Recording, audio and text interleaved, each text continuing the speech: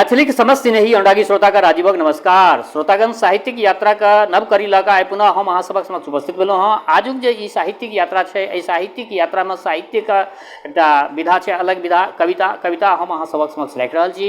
एहि कविता का रचनाकार छथि अपना आधुनिक मैथिली साहित्य का प्रतिष्ठित कालजयी रचनाकार श्री अर्धनारीश्वर। हिनकर कए गोट कथा संग्रह में से कथा सब अहाँ सबक समक्ष रखलहुँ हँ। आइ हिनकर एकटा कविता संग्रह छै।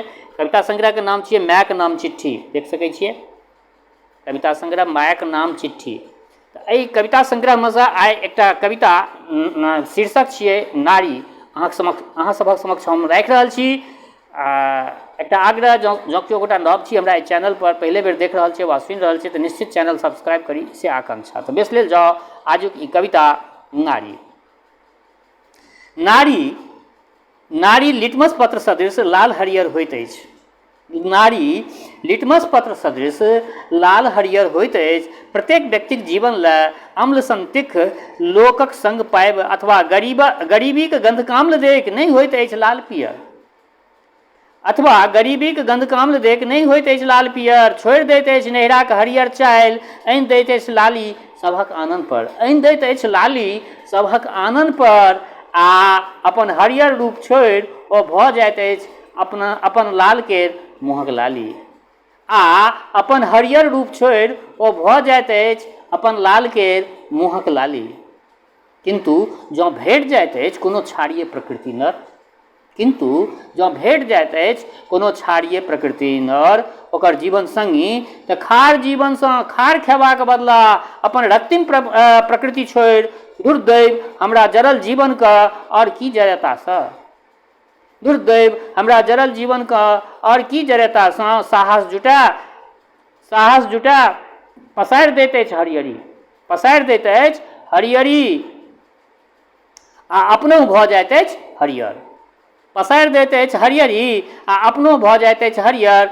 आ जँ भेट जाइत अछि एहि दू प्रवृत्तिसँ परे समर्थ मर्द, आ जँ भेट जाइत अछि एहि दुहू प्रवृत्तिसँ परे समर्थ मर्द, तऽ अपन लाली आ हरितिमासँ जोड़ि दैत अछि एकटा आर रंग।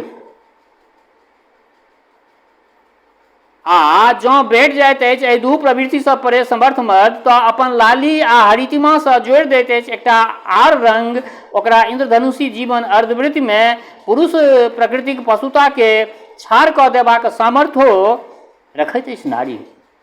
पुरुष प्रकृतिक पशुता के छाड़ कऽ देबाक सामर्थ्यो रखैत अछि नारी।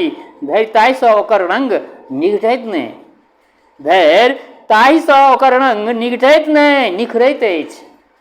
एहिसँ ओकर रंग निगढ़ैत नहि निखरैत अछि। श्यामक बंसी निर्विघ्न बाजि सकय, श्यामक बंसी निर्विघ्न बाजि सकय, ताहि लेल चाही लाल हरियर श्यामा। श्यामक बंसी निर्विघ्न बाजि सकय, ताहि लेल चाही लाल हरियर श्यामा। अर्धांगिनीक सहयोगे अर्धनारीश्वर बनि सकी, अर्धांगिनीक सहयोगे अर्धनारीश्वर बनि सकी, ताहि लेल खोजू उपयुक्त बामा। अर्धांगिनीक सहयोगे अर्धनारीश्वर बनि सकी, ताहि लेल खोजू उपयुक्त बामा। तऽ बेस श्रोतागण, ई हिनकर एकटा कविता छल। नारी पर में बहुत संवेदनापूर्ण एकटा कविता लिखलखिन। ई कविता आइ अहाँ सबक समक्ष रखलहुँ हँ। तऽ कविता केहन लागल अहाँ सबके से अपना प्रतिक्रिया से जरूर अवगत करायब।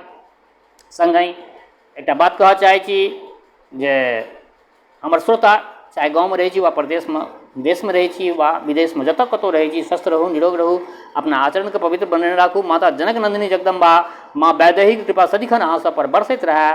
शुभकामनाक संग जय मिथिला, जय मैथिली।